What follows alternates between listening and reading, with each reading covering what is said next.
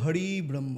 আমার সত্য সন্ধানী বন্ধুগণ, আজ আমি আপনাদের সামনে এমন একটা সত্য তুলে ধরব, তা যদি আমরা সবাই বুঝতে পারি তাহলে ধর্ম নিয়ে পৃথিবীর অর্ধেক সংঘর্ষ শেষ হয়ে যাবে।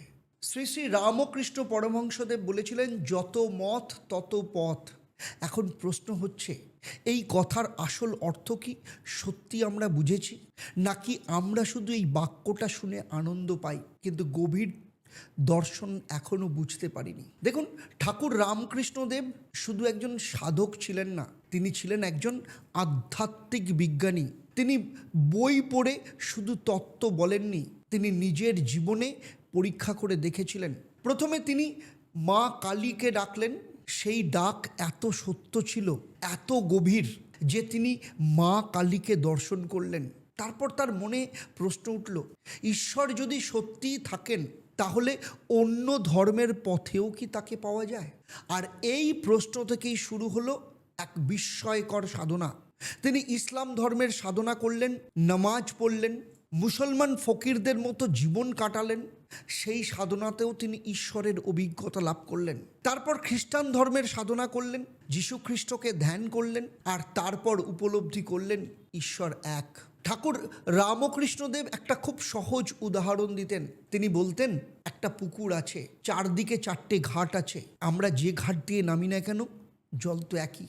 একজন মানুষ এসে বলে আমি জল খাচ্ছি, আরেকজন বলে আমি পানি খাচ্ছি, আরেকজন বলে আমি ওয়াটার খাচ্ছি, কিন্তু তারা কি আলাদা আলাদা কিছু পান করছে?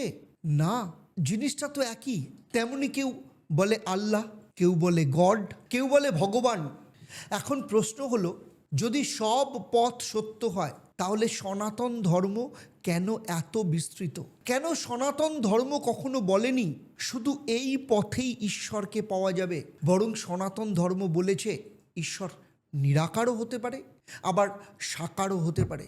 তুমি তাকে মা বলে ডাকতে পারো, বাবা বলে ডাকতে পারো, বন্ধু বলেও ডাকতে পারো। ঠিক যেমন উপনিষদে বলা হয়েছে, একং সদ বিপ্র বহুদা বদন্তি, অর্থাৎ সত্য এক, কিন্তু জ্ঞানীরা তাকে বিভিন্ন নামে ডাকে।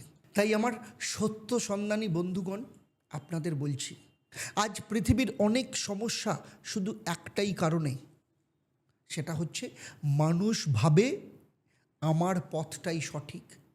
কিন্তু ঠাকুর রামকৃষ্ণদেব আমাদের শিখিয়েছেন, সব পথই ঈশ্বরের দিকে যেতে পারে যদি মানুষের হৃদয়ে থাকে ভক্তি, সততা আর নম্রতা। যেদিন পৃথিবীর মানুষ এই সত্যি, এই শিক্ষা গ্রহণ করবে, সেই দিন ধর্ম নিয়ে যুদ্ধ বন্ধ হয়ে যাবে। কারণ তখন মানুষ বুঝবে ঈশ্বর এক, মানুষ এক, আর ভালোবাসাও এক। লোকা সমস্তা সুখিন ভবন্তু, অর্থাৎ সব মানুষ সুখী হোক। আর এই ধরনের আধ্যাত্মিক আলোচনা আপনার যদি ভালো লাগে তাহলে অবশ্যই ঈশ্বর চ্যানেলটাকে সাবস্ক্রাইব করুন, আর এই জ্ঞান আরও মানুষের কাছে পৌঁছে দিন। আর আপনারা অবশ্যই কমেন্ট করে আপনাদের মতামত জানাবেন। আপনাদের যদি আরও কোনো বিষয়ে জানার থাকে অবশ্যই নিচে জানাবেন, আমি চেষ্টা করব তার ওপর একটা ভিডিও নিয়ে আসার জন্য।